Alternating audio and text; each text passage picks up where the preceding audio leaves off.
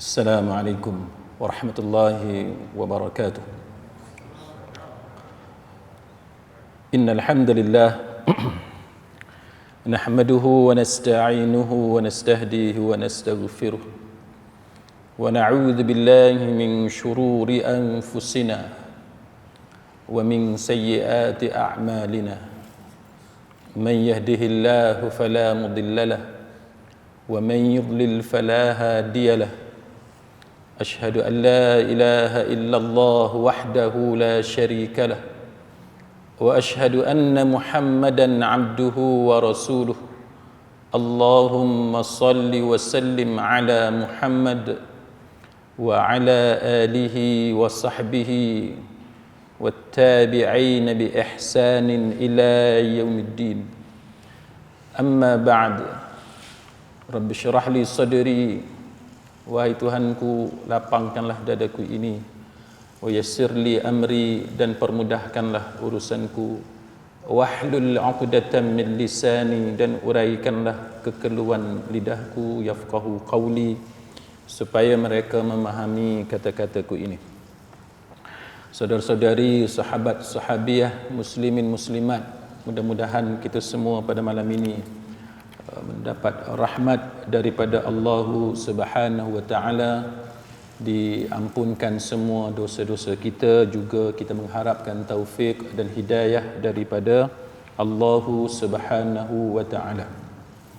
Pada malam ni kita sambung kitab Ad-Da' wa Dawa yang dikarang oleh Imam Ibn Qayyim Al-Jauziyah rahimahullahu taala, tahqiq oleh Syekh Ali Hasan bin Ali Al-Halabi Al-Athari, iaitu kitab yang membicarakan tentang penyakit hati dan juga apakah resepi rawatannya. Muka surat 37, muka surat 37, iaitu perenggan 3 yang paling bawah. Terkadang dengan penyebutan huruf ba sababiyah, kan, huruf ba sababiyah. Ba sababiyah maknanya huruf ba yang menerangkan sebab akibat. Kita mula daripada situ. Kuliah kita yang lepas kita telah huraikan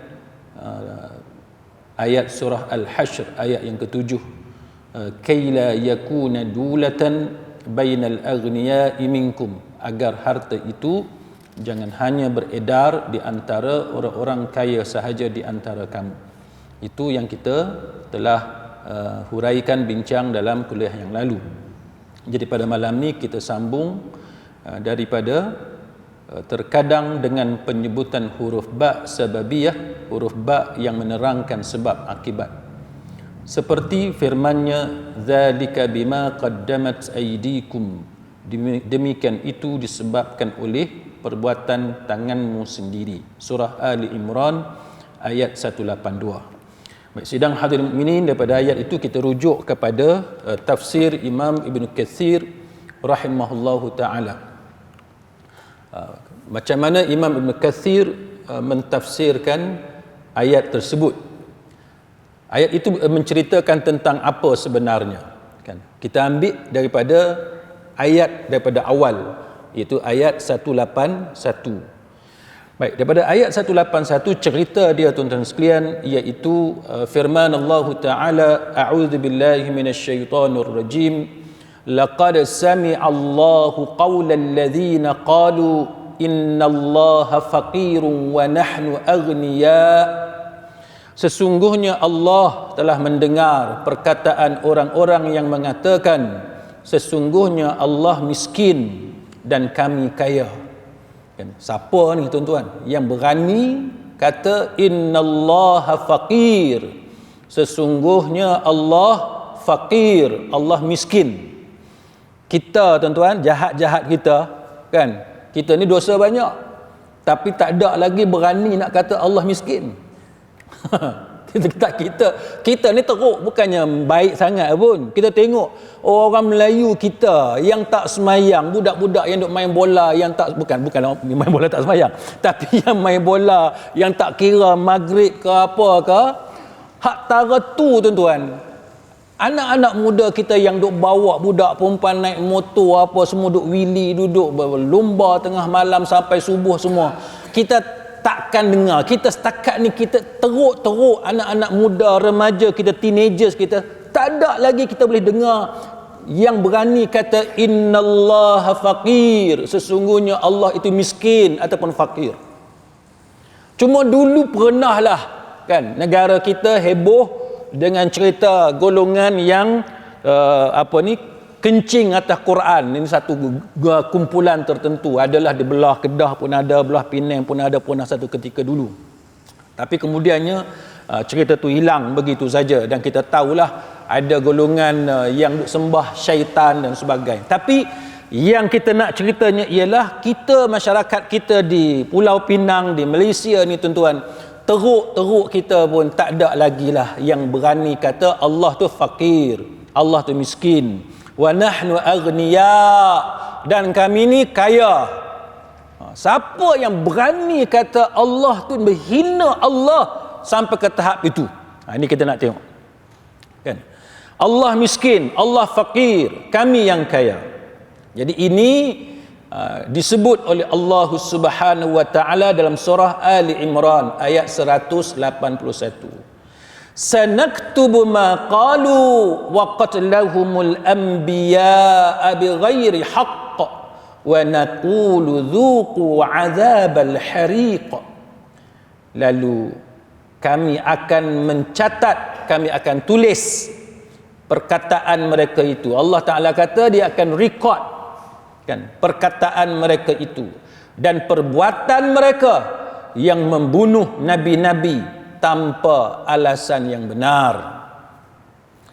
Ulama sebenarnya tuan-tuan, bila tuan-tuan tengok wa nahnu bila Allah Taala dia guna kan perkataan wa naqulu dhuqu 'adzabal hariq, ataupun bila Allah Taala cerita bahawa kami akan mencatat perkataan mereka itu, sanaktubu ma, kan selepas perkataan wa nahnu aghniya, bila golongan ni kata kami ni yang kaya, lepas tu Allah Ta'ala kata sanaktubu ma qalu, kami akan tulis, kami akan rekodkan apa yang mereka cakapkan. Sebahagian mufassirun dia kata bahawa kenapa Allah Ta'ala guna perkataan kami? Kenapa Allah Ta'ala gunakan perkataan kami? Iaitu bagi merujuk malaikat-malaikat Allah Subhanahu wa Ta'ala. Yang tulis tu adalah para malaikat Allah Ta'ala. Jadi kami yang mencatatkan perkataan mereka itu merujuk bahawa direkodkan perkataan orang ini dengan cara tulisan-tulisan daripada para malaikat Allah Subhanahu wa Ta'ala. Jadi para malaikat Allah yang tulis apa yang mereka katakan, dan mereka ini golongan yang membunuh para nabi-nabi tanpa alasan yang benar, bighairi haqq. Wa naqul, dan kami katakan, zuqu azabal hariq, kami katakan kepada mereka, rasakanlah oleh kamu azab yang membakar. Barulah sampai ayat yang ditulis oleh Imam Ibn Qayyim dalam hadis, dalam kitab yang kita baca tadi, iaitu ayat 182 kan. Baru sampai di situ ba sababiyah kan, zalika bima qaddamat aydikum wa anna Allah laisa bizallamin lil abid. Baru sampai perkataan itu, iaitu azab yang jadi itu zalika. Zalika itu merujuk kepada azab al-hariq, azab yang membakar itu pasal apa berlaku. Itu yang kata hubung kait kan, bab sababiyah. Bima qaddamat aydikum, dengan sebab perbuatan kamu sendiri, wa annallaha laisa bizallamin lil abid, dan Allah sekali-kali tidak buat zalim kepada para hamba dia. Kemudian tengok ayat 183, kita nak faham konteks ayat yang dimaksudkan oleh Imam Ibn Qayyim. Jadi kita nak kena baca perhabis ayat sebelum dengan ayat selepas. Jadi ayat 183 pula, alladzina qalu innallaha ahida ilaina alla nu'mina lirasulin hatta ya'tiyana biqurbanin ta'kuluhun nar qul qad ja'akum rusulun min qabli bil bayyinat wa billadzi qultum falima qataltumuhum in kuntum sadiqin. Apa dia? Allah Ta'ala kata, iaitu Allah Ta'ala cerita pasal orang Yahudi. Jadi rupa-rupa ni cerita pasal orang Yahudi, yang mana mereka mengatakan apa? Orang Yahudi dia bagi helah dia kan, alasan dia nak justify benda yang dia kata. Orang Yahudi kata, sesungguhnya Allah telah memerintahkan kepada kami supaya kami jangan beriman kepada seseorang rasul sebelum dia mendatangkan kepada kami korban yang dimakan api. Dia nak tengok sendiri, dia nak tengok korban yang dimakan api. Katakanlah, sesungguhnya telah datang kepada kamu beberapa rasul sebelumku, membawa keterangan yang nyata dan membawa apa yang kamu sebutkan. Maka kenapa kamu membunuh mereka jikalau kamu adalah orang-orang yang benar? Fa in kadzabuka faqad kudziba rusulun min qablika ja'u bil bayyinat waz zuburi wal kitabil munir. Jika mereka mendustakan kamu, maka sesungguhnya rasul-rasul sebelum kamu telah pun didustakan pula. Mereka membawa mukjizat yang nyata, zabur dan kitab yang memberi penjelasan yang sempurna. Cerita dia, tuan-tuan, baik, apa cerita dia? Iaitu cerita dia berkenaan dengan orang Yahudi. Ini cerita orang Yahudi. Kan Yahudi ni sebagaimana yang kita tahu, kita nak tahu orang ni baik ataupun jahat, tengok track record dia. Kan? Macam bank. Kan, bank tuan-tuan nak buat pinjaman, tuan-tuan nak hantar, nak submit permohonan, bank terima permohonan tuan-tuan, dia akan tengok kan track record tuan-tuan dengan kad kredit macam mana, kan, home financing facilities macam mana, kan, tuan-tuan bayar elok ke tak elok, ada hutang apa semua, ada perintah mahkamah ke tidak dan sebagainya. Dia akan tengok, barulah bank berani bagi. Betul tak? Kan, tuan-tuan nak buat apa? Pinjaman perumahan, kenderaan, pembiayaan kenderaan dan sebagainya. Semuanya dia akan tengok track record. Sebab walaupun bank kalau boleh dia nak bagi semua, hak mana duk ada tu, dia nak bagi semua. Tapi dia juga mesti pastikan bahawa pinjaman yang tuan-tuan buat itu tuan-tuan mampu bayar. Kan, kalau tuan-tuan tak mampu bayar, dia tak akan untung. Jadi dia akan ada banyak masalah. Jadi dia akan tengok track record tuan-tuan. Jadi dalam sejarah manusia ni pun, Quran bila dia cerita tentang satu-satu golongan, Quran juga cerita tentang track record orang tu. Quran cerita tentang sejarah, latar belakang golongan itu. Termasuk malam ni cerita pasal orang Yahudi. Kan? Orang Yahudi sebagaimana yang disebut oleh Imam Ibn Kathir ketika mentafsirkan ayat yang kita baca tadi. Apa kata Imam Ibn Kathir? Imam Ibn Kathir dia bagi tahu, dia bawa riwayat kepada kita bagaimana orang Yahudi ni dia lawan Nabi kita Muhammad sallallahu alaihi wasallam. Dan kita tahu bahawa Yahudi adalah golongan yang dominan. Golongan Yahudi ni dia dominated bukan saja politik, malah ekonomi yang ada di Madinah. Ini kata kelebihan golongan Yahudi. Mereka kuat, kan? Jadi Yahudi ni dia berani. Dia kata apa? Dia kata, wahai Muhammad, dia kata Tuhanmu miskin. Dia kata, ini cerita dia. Dia punya, kalau kita mengaji asbabun nuzul, kan, the causes of the revelation, kenapa satu-satu ayat itu diturunkan oleh Allah Ta'ala, dia ada cerita dia ada peristiwa, kejadian yang berlaku. Maka Yahudi ni dia boleh kata dekat Nabi kita, dia kata, wahai Muhammad, Tuhan kamu miskin, dia kata, sehingga meminta pinjaman kepada hambanya. Dia pinjaman ni, tuan-tuan sekalian. Cerita dia ialah kan, Allah Subhanahu wa taala dia akan bayar. Allah Taala bayar ni bukan macam kita, kan? Allah Taala bila dia kata itu pinjaman, maknanya Allah Taala janji dia akan balas dengan pahala amal soleh yang kita buat. Kita, kalau kita kata ni hutang, aku akan bayar balik, dia ada dua kemungkinan. Kita bayar sungguh ataupun kita kelentong kawan kita. Tengok kita ni siapa? Kan? Kalau kita ni jenis orang baik, memang kita bayar sungguh. Tapi kalau kita ni jenis hak memang duk kencing orang, kita takkan bayar. Hak pinjam tu sebenarnya minta. Tapi Allah, bila dia kata tertanggung ke atasnya untuk dia bayar balik, maknanya dia balas balik pahala itu, maka Allah dia akan balas dengan balasan yang sangat sempurna, yang jauh lebih baik daripada apa yang kita buat. Jadi Yahudi ni dia perli, kan? Dia perli Nabi kita. Dia kata bahawa Allah Ta'ala ni miskin. Allah Ta'ala miskin sehingga minta pinjam dengan para hambanya. Maka turunlah ayat yang kita baca tadi, kan? Turunlah ayat yang kita baca tadi, iaitu Allah Ta'ala mendengar kata-kata orang Yahudi yang kata Allah miskin, Allah fakir, kami ni kaya.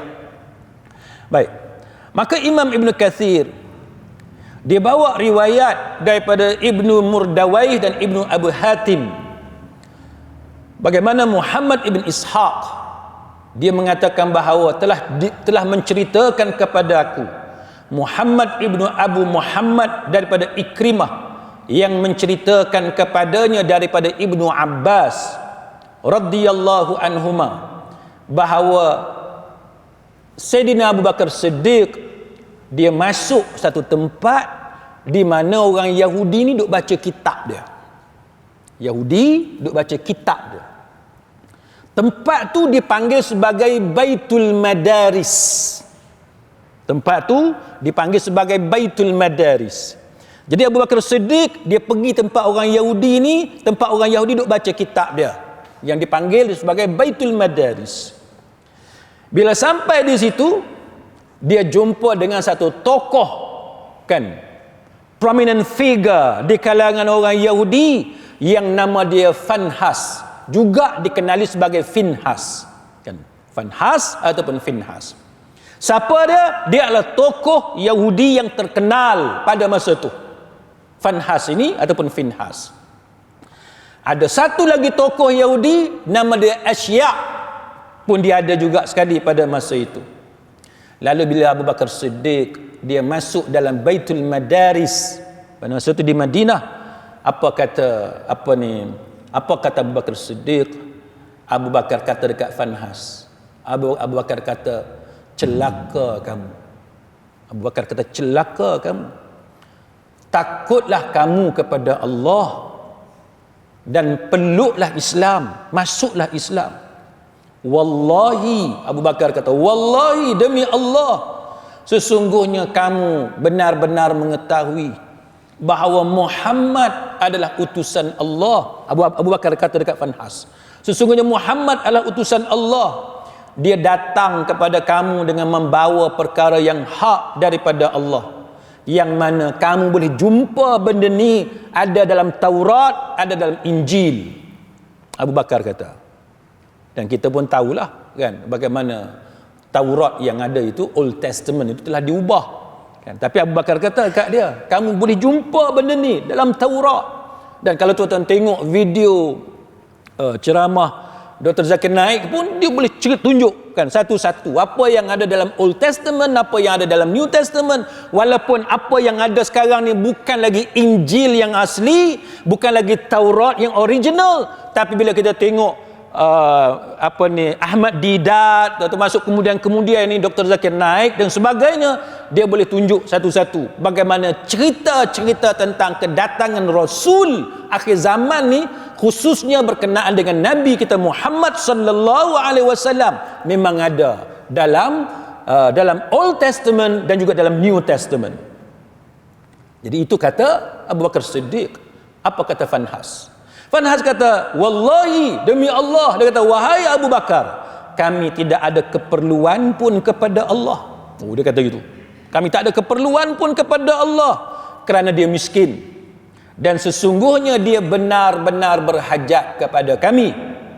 Kami tidak meminta kepadanya sebagaimana dia meminta kepada kami. Dan sesungguhnya kami adalah orang-orang yang kaya yang tidak memerlukan kepadanya. Cerita macam mana tokoh Yahudi dia memperkecilkan Allah. Itu cerita dia. Kan? Cerita orang Yahudi yang memperkecilkan Allah. Orang Yahudi memperkecilkan Allah, sebenarnya tuan-tuan sekalian, orang Islam pun, kan, orang Islam pun sama ada dia sedar ataupun dia tidak sedar, dia juga ada, na'udzubillah, tapi ada juga yang walaupun tidak begitu jelas memperkecilkan Allah, tapi protes tu ada. Kan? Dalam kuliah-kuliah kita sebelum ni saya dah bagi beberapa contoh macam mana ada orang Melayu kita, orang Islam kita, dia telefon kepada radio, dia cerita pengalaman-pengalaman dia, macam dia tak puas hati dengan Allah. Kan? Dia tinggal semayang dan sebab dia pertikai Allah, seolah-olah semayang hak dia buat selama ni, ibadat yang dia buat selama ni, Allah Ta'ala tak tengok.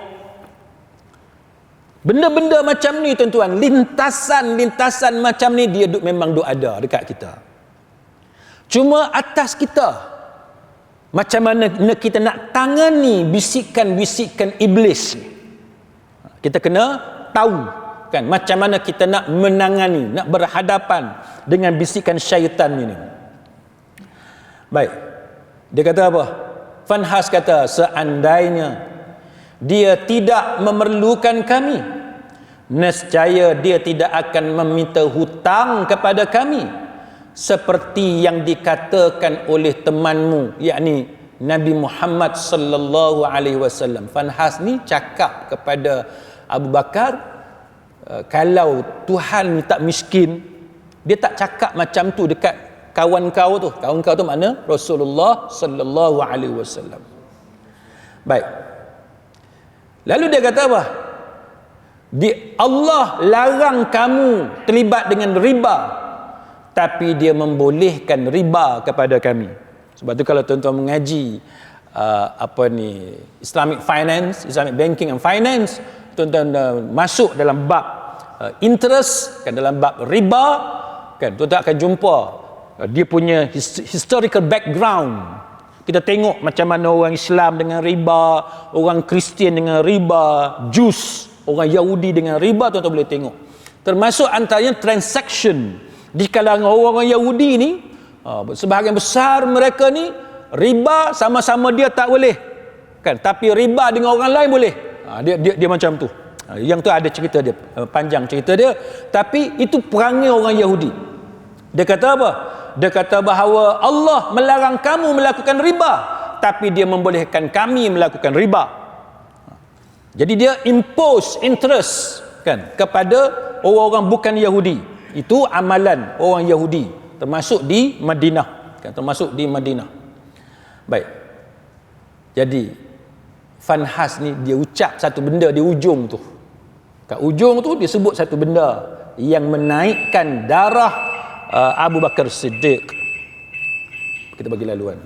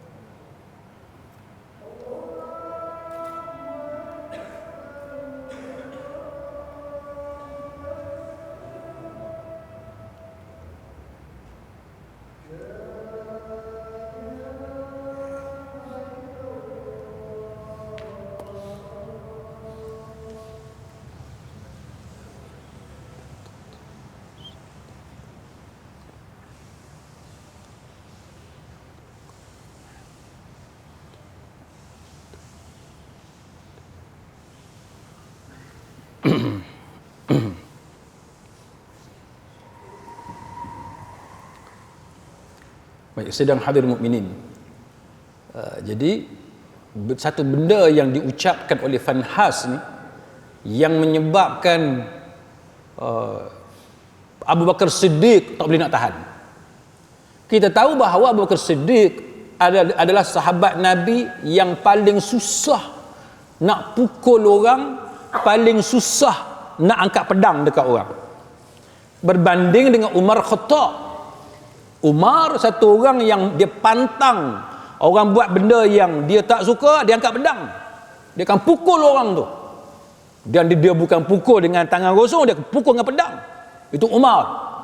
Tapi peristiwa ni tuan-tuan benar-benar menaikkan kemarahan Abu Bakar Siddiq terhadap Fanhas, tokoh Yahudi ni.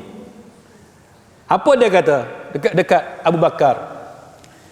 Dia kata, Allah larang kamu terlibat dengan riba, tapi Allah membenarkan kami terlibat dengan transaksi riba.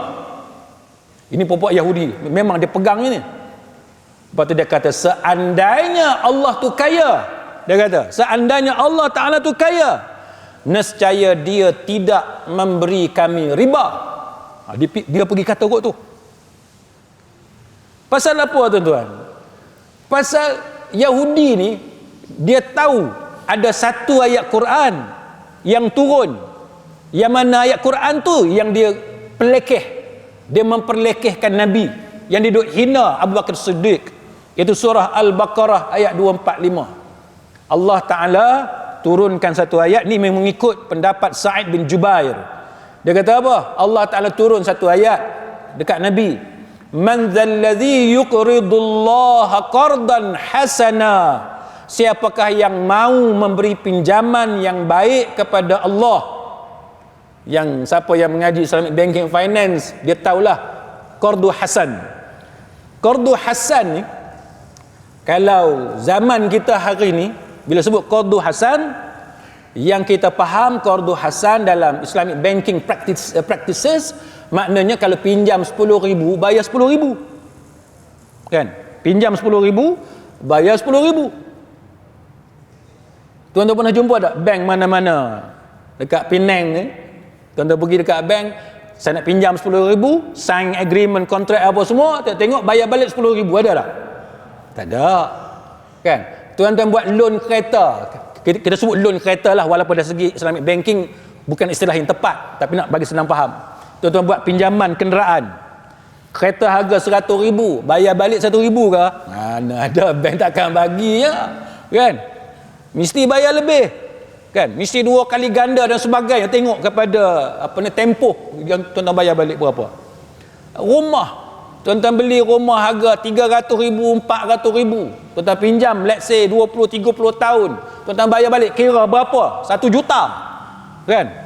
Tak ada bank bagi loan dekat tuan-tuan. Tuan-tuan buat loan tak kira lah nama dia tawarruk ke, nama dia bai' bisamanin ajil ke, nama dia diminution musyarakah mutanaqisah ke, diminution partnership dan sebagainya. Itu istilah-istilah kontrak. Tapi tak ada bank yang memperkenalkan produk yang dipanggil sebagai qardu hasan, pinjam 100,000 bayar balik 100,000, kecuali produk-produk yang very limited.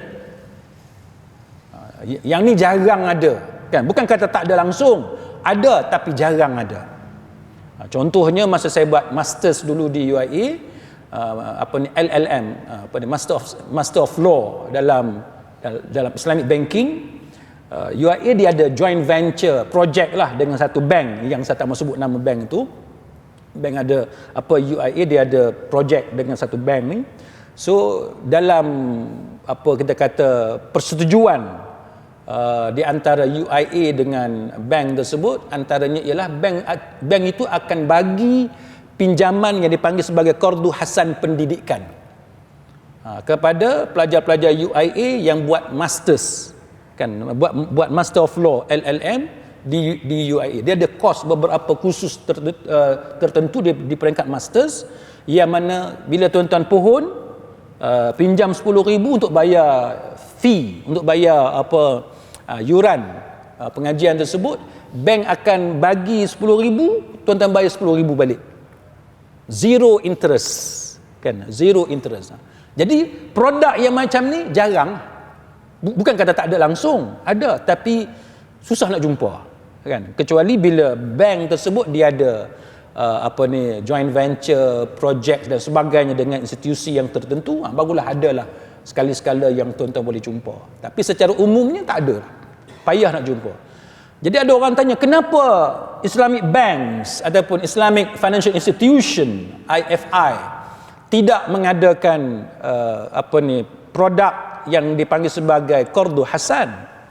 Pasal apa tak mau tolong orang Islam, tak mau tolong orang kampung? Untuk pengetahuan tuan-tuan, sebenarnya bukan Islamic bank tak pernah buat. Sebenarnya Islamic banks, Islamic financial institutions pernah buat sebelum ni. Tapi apa yang berlaku iaitu apa yang dipanggil sebagai abuse di kalangan masyarakat terhadap produk-produk macam ni. Bank memang buat. Dulu-dulu apa saya tak mau sebut, ada beberapa bank memang ada buat. Dia bagi tuan-tuan 30,000, tuan-tuan bayar balik 30,000. Zero interest. Ini kita panggil qardu hasan. Tapi apa yang berlaku? Orang Islam kita, dia bagi IC dia, kan, dokumen dia pasal diri dia dekat individu yang tertentu. Individu ni lah dia guna IC orang Islam semua buat permohonan masuk, buat loan berapa banyak, berapa orang apa semua ni. Yang kita dapat apa? Dapatlah sikit, kan, token. Dapat token. Jadi bank tahu abuse yang dilakukan, benda ni berlaku dalam masyarakat. Maknanya manfaat secara maksimum, optimum itu tidak diperolehi oleh orang-orang yang berhak. Pasal apa? Kerana kejahilan ahli masyarakat. Individu, orang-orang perseorang dalam masyarakat, dia tak reti benda-benda macam ni. Orang buat, nak tolong dia. Tapi dia nak dapat berapa ratus, apa kita tak tahulah apa yang dia setuju dengan orang tu. Maka bila bank siasat, rupa-rupanya hak mana duk keluar, berapa juta keluar tu bukan dimanfaatkan oleh orang yang layak. Tapi telah diambil kesempatan oleh golongan tertentu yang kita tak mau sebutlah. Jadi itu yang menyebabkan bank-bank Islam yang menawarkan perbankan secara Islam, institusi keuangan Islam dan seumpamanya tidak lagi memperkenalkan produk perbankan seperti itu. Itu cerita qardu hasan dalam konteks praktis ataupun amalan perbankan Islam sekarang ataupun keuangan Islam sekarang. Dalam Quran bila sebut yuqridullaha qardan hasana fayudha'ifahu lahu ad'afan katsirah, ni surah Al-Baqarah ayat 245. Siapakah yang mau bagi pinjaman kepada Allah? Pinjaman macam mana? Qardan hasana, iaitu pinjaman yang baik. Itulah cerita dia. Quran pun dia guna istilah qardu hasan. Jadi kita guna qardu hasan tu sebab kita ambil perkataan qardu hasan dalam Quran. Kita guna perkataan itu. Fayudha'ifahu lahu ad'afan katsirah, maka Allah akan melipat gandakan bayaran kepadanya dengan lipat ganda yang berkali-kali ganda. Ad'afan mudha'afah ataupun ad'afan katsirah. Jadi banyak, Allah Taala gandakan dengan gandaan yang banyak. Yahudi dapat ayat ni lah tuan-tuan, dia perli Nabi kita Muhammad sallallahu alaihi wasallam di depan Abu Bakar Siddiq. Dia kata Allah miskin, kan? Allah nak pinjam duit, Allah miskin. Yang kayanya kami, tengok ni kami kaya. Yahudi kata dekat Abu Bakar Siddiq. Maka Abu Bakar Siddiq bila dia dengar Fanhas tadi ucap kata-kata itu, dia pun pukul, kan, muka Fanhas, dan dia kata wallahi, dia kata wallazi nafsi biyadih, demi Tuhan yang jiwaku berada dalam genggamannya, sekiranya tidak ada perjanjian perdamaian antara kami dan kamu. Abu Bakar kata dekat Fanhas, kalau bukan sebab kita ada kontrak perdamaian antara kami dengan kamu, mana antara orang Islam dengan Yahudi di Madinah, dia kata aku benar-benar akan memenggal batang leher kamu. Abu Bakar hak kata anak dia tak setuju bila Abu Bakar Siddiq dilantik sebagai imam untuk ganti Nabi bila Nabi sakit. Sebab dia kata Abu Bakar ni satu lelaki yang mudah menangis. Jadi anak Sayyidina Abu Bakar pun dia tahu Abu Bakar ni mudah menangis. Macam mana nak jadi imam, nak ganti Nabi, baca Quran sikit menangis, baca Quran sikit menangis. Itu Abu Bakar, jiwa dia lembut. Tapi bila dia dengar perkataan yang keluar daripada Fanhas yang menghina batang tubuh Nabi sallallahu alaihi wasallam, yang hina ayat Quran, yang Allah Taala turunkan Quran itu kepada Nabi, dia tak boleh sabar. Maka dia kata, kalau bukan sebab kita ada perjanjian perdamaian antara orang Islam dengan orang Yahudi yang duduk di Madinah, nescaya aku akan penggal batang leher kamu. Dia kata, oh ni yang kata Abu Bakar Siddiq kan, satu orang yang lembut, tapi bila Islam dihina macam tu, dia hilang kesabaran dia hilang kesabaran. Maka apa yang berlaku tuan-tuan, bila dia kata macam tu, dia kata, wahai musuh Allah, aku benar-benar akan penggal batang leher kamu kalau bukan sebab kita ada perjanjian. Abu Bakar kata kepada Fanhas. Maka apa berlaku? Dia kata dalam riwayat Ibnu Abi Hatim ni, Fanhas pergi mengadu kepada Nabi sallallahu alaihi wasallam macam budak kecil. Pergi mengadu kat Nabi. Kan bila dia kena dengan Abu Bakar tu, Fanhas pergi berjumpa dengan Nabi, lalu dia mengadu dekat Nabi. Dia kata, wahai Muhammad. Ini Yahudi, dia bukan panggil Rasulullah, dia panggil dengan nama. Wahai Muhammad, dia kata, lihatlah apa yang telah dilakukan oleh kawan kamu, mana Abu Bakar lah, kepada aku. Lalu Nabi bertanya kepada Abu Bakar, apakah yang menyebabkan kamu buat macam tu, wahai Abu Bakar? Lalu Abu Bakar jawab, ya Rasulullah, sesungguhnya musuh Allah ni, dia sebut perkataan musuh Allah ini, telah mengucapkan kata-kata yang biadab, yang kurang ajar. Dia merasakan bahawa Allah miskin dan bahawa mereka tidak memerlukan Allah kerana mereka kaya. Abu Bakar kata, ini disebut oleh Imam Ibn Katsir dalam tafsir. Maka dia kata, setelah dia kata macam tu, aku benar-benar marah kan demi membela hal ini. Dia kata, aku benar-benar marah demi membela Allah, yang mana punca kepada kemarahan aku ni tidak lain dan tidak bukan kerana kata-kata Fanhas pasal Allah. Maka aku pukul muka dia, kan, aku pukul muka dia. Lalu Fanhas ni dia menafikan, dia kata tak, dia berkata bukan macam tu, dia kata aku tak kata macam tu. Maka dengan sebab itu turunlah ayat ini, kan, ayat yang kita baca sebentar tadi. Jadi itu menunjukkan kepada kita bahawa kan bahawa satu-satu benda ni dia ada sebab musabab, kan, dia ada sebab musabab. Jadi itu contoh bab sababiyah yang disebut oleh Imam Ibn Qayyim Al-Jauziyah rahimahullahu ta'ala. Yang keduanya surah Al-An'am, yang keduanya surah Al-Ma'idah. Kalau tuan-tuan tengok ayat seterusnya itu, Imam Ibn Qayyim dia bawa contoh yang paling bawah tu, bima kuntum ta'malun, muka surat 37, kan, bima kuntum ta'malun, kemudian dia akan menerangkan kepada kamu apa yang telah kamu kerjakan. Itu pun ada bab, kan, bima, bab sababiyah dia panggil, bima kuntum ta'malun. Baik, kalau tuan-tuan tengok ayat itu sepenuhnya, surah Al-Ma'idah ayat 105, apa cerita dia? Iaitu surah Al-Ma'idah ayat 105, Allah Ta'ala berfirman, ya ayyuhalladzina amanu alaikum anfusakum la yadurrukum man dhalla idza tadaitum ila Allahi marji'ukum jami'a fayunabbi'ukum bima kuntum ta'malun. Wahai orang-orang yang beriman, alaikum anfusakum, jagalah diri kamu. Allah Ta'ala kata, wahai orang-orang yang beriman, jagalah diri kamu. La yadurrukum man dhalla idza tadaitum, tidak ada orang yang sesat itu akan memberi mudarat kepada kamu apabila kamu telah mendapat petunjuk. Orang yang sesat tak boleh bagi mudarat kepada kamu kalau kamu dapat hidayah daripada Allah. Hanya kepada Allah kamu kembali semuanya. Maka dia akan menerangkan kepada kamu apa yang telah kamu kerjakan. Bima kuntum ta'malun, itu bab sababiyah kan, bima kuntum ta'malun, maka dia akan terangkan, fayunabbiukum, dia akan terangkan kepada kamu bima, dengan sebab apa yang telah kamu kerjakan. Itu ba sababiyah pada perkataan bima kuntum ta'malun. Baik, ayat ni cerita tentang apa?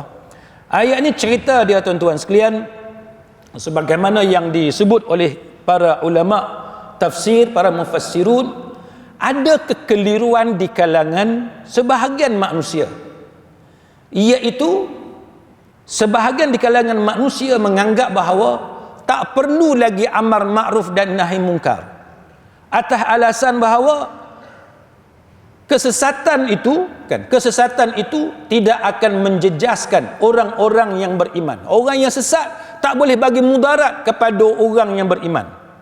Salah, kan? Salah. Qais bin Abi Hazim dia kata apa? Qara'a Abu Bakrin As-Siddiq hadhihi al-ayah. Abu Bakar Siddiq dia baca ayat ni. Ya ayyuhalladzina amanu alaikum anfusakum la yadurrukum, sampai habis. Wahai orang-orang yang beriman, jagalah diri kamu kerana orang yang sesat tidak akan memberi mudarat selama kamu mendapat petunjuk. Lalu apa kata Abu Bakar?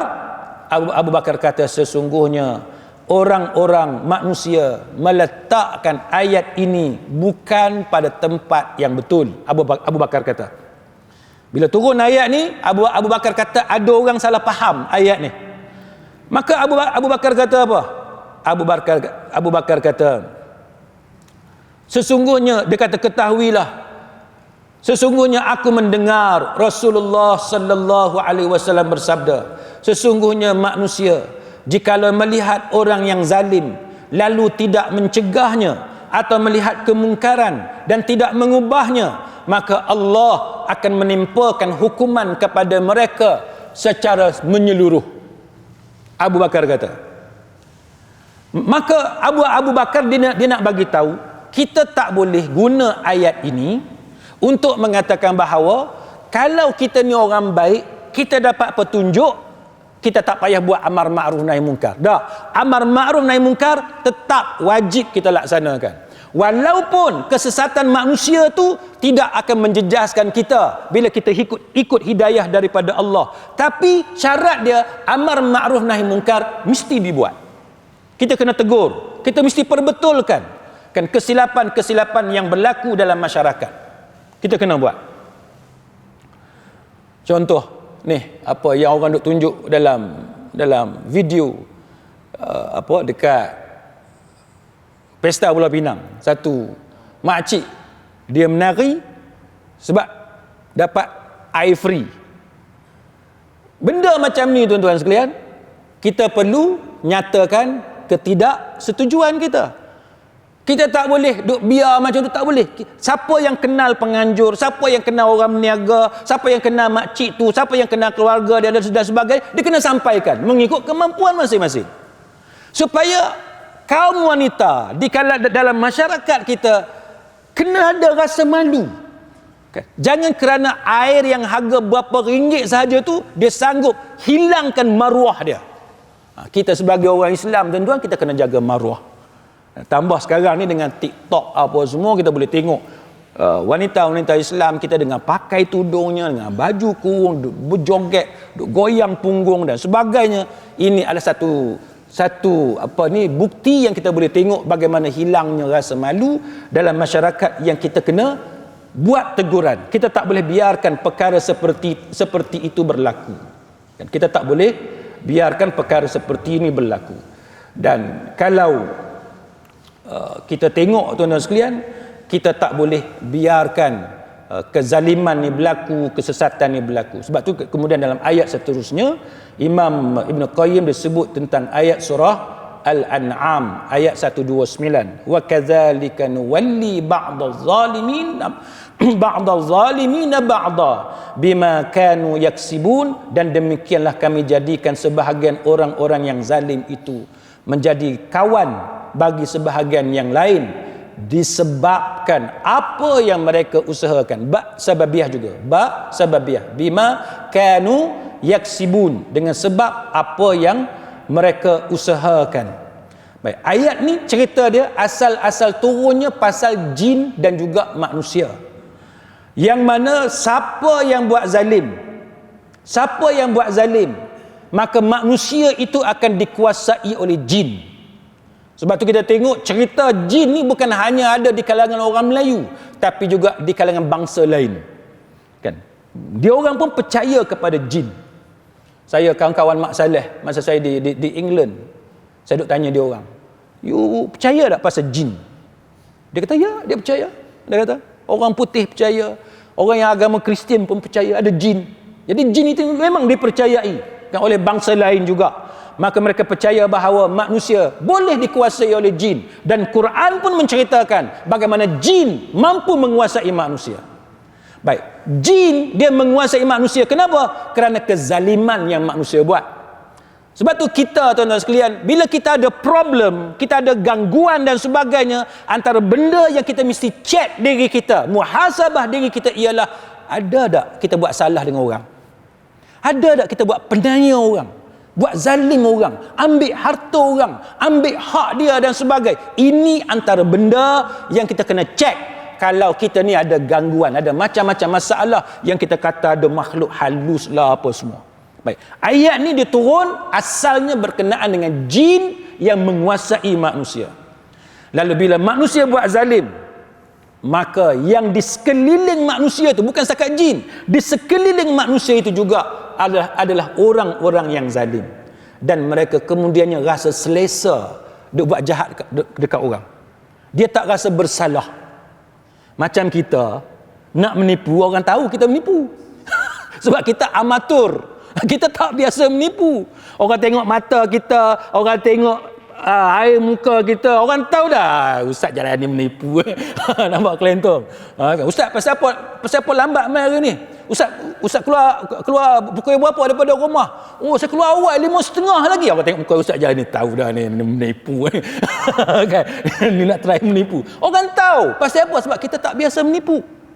Tapi orang yang biasa menipu, tuan-tuan, yang very professional, muka dia tu very convincing. Sangat meyakinkan. Memang nampak innocent, tak ada nampak salah apa, pasal dia biasa menipu. Dia very professional.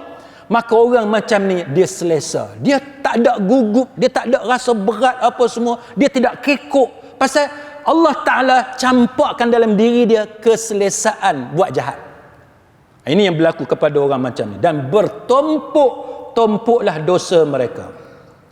Maka berbeza dengan orang yang saleh, Allah Ta'ala akan jauhi orang-orang saleh daripada didekati oleh jin-jin yang berkaitan. Maka para ulama kata, walaupun ayat ni cerita asalnya pasal jin yang mengganggu manusia, tapi kita berpegang kepada usul tafsir, al-ibrah bi umumil lafzi la bi khususis sabab. Kan, ibrah itu berdasarkan kepada keumuman lafaz dan bukan dengan khususnya sebab. Kan, bukan dengan khususnya sebab. Jadi siapa yang buat zalim, keliling dia tu orang yang zalim. Lepas tu yang akan ganti tempat dia pun zalim juga. Saya ada satu kes, ni cerita yayasan, tak mau sebutlah apa dia, tapi cerita ada yayasan. Yayasan ni, tuan-tuan, duit amanah orang, kita pemegang amanah. Tapi sebab orang yang pegang amanah tu dia nak joli duit yayasan ni, foundation ni, apa yang berlaku? Kawan ni ayah dia mati, ganti dengan anak dia. Anak dia pun perangai sama juga. Orang jahat, dia mati, ganti dengan orang jahat juga. Ini antara penyakit yang Allah Ta'ala takdirkan benda tu berlaku. Dan para ulama dia kata apa? Dia kata bahawa walau bagaimanapun kezaliman ni dia tidak kekal. Fir'aun sangat berkuasa, tapi dia tidak kekal. Kaum Ad jahat, kaum Samud derhaka, tapi mereka tidak kekal. Tapi diganti dengan kerajaan lain, pemimpin lain yang jahat juga, kan, yang zalim juga. Dan ini disebut oleh para ulama sebagai sunnah tadawul, maknanya benda yang berterusan. Kita nak cari dalam dunia kita hari ini, masyarakat kita ni orang baik-baik semua, tak ada. Jahat tu sentiasa ada. Hatta masjid kita pun ada orang jahat, kan? Tuan-tuan letak beg silap-silap hilang. Tuan-tuan bawa handphone tertinggal tempat wuduk boleh hilang. Kan? Adalah sama ada secara tak sengaja dan sebagainya, dia terserempak dia ambil. Tuan-tuan tak kunci kereta, tak kunci motor boleh hilang. Itu benda biasa walaupun kita datang masjid. Maka sebab tu tuan-tuan, kita akhiri dengan apa yang disebut oleh seorang tokoh penyair, kan, yang banyak cerita, yang banyak karang syair-syair tentang Andalusia. Nama dia Abul Baqa Ar-Rundi. Abul Baqa Ar-Rundi, bila dia meratapi, dia bersedih dengan jatuhnya Andalusia daripada penguasaan orang Islam. Dia kata apa? Dia kata likulli syai'in idza ma tamma nuqsan. Dia kata setiap sesuatu bila dia sampai peak, dia sempurna, dia complete, maka dia kata pasti dia akan turun pula. Mana kerajaan bila dia sampai ke muncak kehebatan dia, kerajaan tu akan merosot dan merosot. Itu kata Abul Baqa Ar-Rundi, fala yugharra bitibil 'aish insan. Dia kata maka janganlah seseorang insan itu terpedaya dengan indahnya kehidupan. Maksud dia tuan-tuan berniaga apa sekalipun, tuan tak akan tengok perniagaan tuan-tuan bila sampai peak dia akan turun. Kawan saya 2-3 orang ni berniaga gila-gila pun, bukan berniaga sikit-sikit, gila-gila punya berniaga. Kereta depan rumah saya tengok pun takut. Padahal kita tengok lawyer ni biasalah pakai kereta mewah, tapi kawan saya ni tuan-tuan, kereta mewah depan rumah dia, saya tengok pun takut. Tapi dia duk cerita dia punya jatuh memang teruk. Dan dia kata kalau boleh dia tak mau dah berniaga hak besar-besar ni, macam empayar ni dia tak mau dah. Dia nak berniaga ada benda sikit, nak duduk di kampung. Cuba tuan-tuan bayang, orang hak ada kereta mewah depan rumah. Tuan-tuan ada kereta mewah depan rumah? Kan? Kita kalau ada pun sebiji lah, kan? Ada sebiji tu pun nak bayar rotan insurans tiap-tiap tahun pun duduk tepuk dahi. Tapi dia ni menjalar kereta mewah. Dia kata apa? Dia kata dia kalau boleh, dia nak let go semua bisnes dia apa semua ni, nak duduk kampung, berniaga kecil-kecil lah dia kata. Tak mampu dah. Tak mampu. Dia punya jatuh teruk. Saya kata takkan teruk sangat. Dia tahu ustaz, kalau kita naik tinggi, agak-agak ustaz jatuh sikit kan jatuh banyak. Dia kata lagu tu. Naik kondo, penthouse dia kata, tingkat 30, tingkat 40, agak-agak ustaz jatuh tu patah kaki kan mati terus. Dia kata gitu. Kita kata betul juga. Duk tingkat tinggi jatuh, ya teruk. Dia kata macam tu. Memang teruk dia kata. Memang teruk. Maka Abul Baqa dia kata, bila orang tu peak dalam kehidupan dia akan jatuh. Dia tetap akan jatuh. Harta dia akan berkurangan, kesihatan dia akan merosot, ingatan dia akan terjejas, keturunan dia akan dikacau ganggu dan sebagainya, sehinggalah dia meninggalkan dunia yang fana ini. Maka Abu Baqa kata, keindahan dunia ni tidak kekal. Tidak ada yang kekal, kan? Kita akan meninggal dunia. Dan siapa-siapa yang bahagia pada satu-satu masa, dengar betul-betul ya tuan-tuan. Abu Baqa kata, siapa-siapa yang berjaya pada satu-satu masa dan dia bahagia pada satu-satu masa, percayalah dia akan merasai kesengsaraan pada waktu yang lain. Tak ada orang bahagia selama-lamanya. Tak ada orang yang berjaya selama-lamanya. Tak ada orang yang bergelumang dengan nikmat selama-lamanya. Allah Ta'ala bagi nikmat dekat dia selama-lamanya. Tak ada. Setiap kali dia bergelumang dengan nikmat, dia kena tahu bahawa akan tiba kesengsaraan untuk dia. Ini apa yang ditulis oleh penyair yang bernama Abul Baqa, kan? Yang ditulis oleh Abul Baqa Ar-Rundi, penyair yang banyak cerita tentang kejatuhan Andalusia. Maka sidang hadirin mukminin, mudah-mudahan kita dapat mengambil pelajaran daripada itu, dan hendaklah kita berhati-hati bahawa dunia ini adalah sementara dan kita akan menghadap kembali kepada Allah Subhanahu wa taala. Mudah-mudahan kita kembali kepada Allah sebagai hamba Allah yang dikasihi oleh Allah Subhanahu wa taala, insya-Allah. Wallahu a'lam. Aqulu qawli hadza wa astaghfirullahal azim li wa lakum. Wassalamu alaikum warahmatullahi wabarakatuh.